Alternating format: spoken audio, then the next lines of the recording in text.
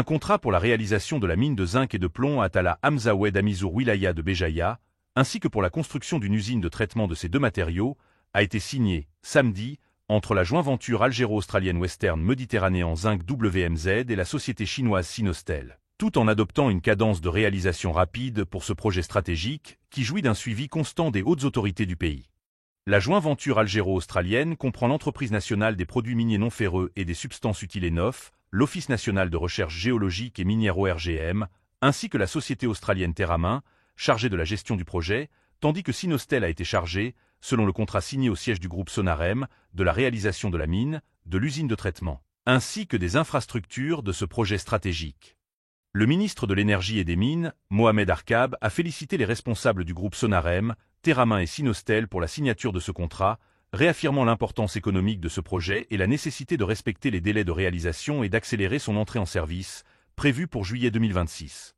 De leur côté, les PDG de Terramine, Feng Cheng, de Sinostel, Hua Guangming ont mis en avant leur détermination à réaliser le projet selon les normes internationales, en faisant de ce projet un modèle de référence dans le domaine, conformément à l'étude de faisabilité y afférente, approuvée suivant les règles prévues dans les exigences de protection de l'environnement, de sécurité et de développement économique et social, notamment à travers la création d'emplois et la formation continue.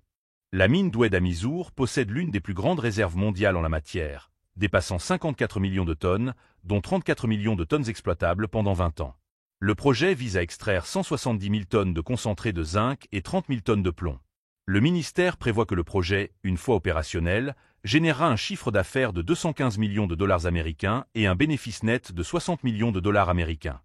L'entrée en exploitation de cette mine créera près de 1000 emplois directs et 4000 indirects. Avec un coût estimé à 471 millions de dollars américains, ce projet économique majeur sera réalisé sur une superficie de 23,4 hectares en 3 phases principales.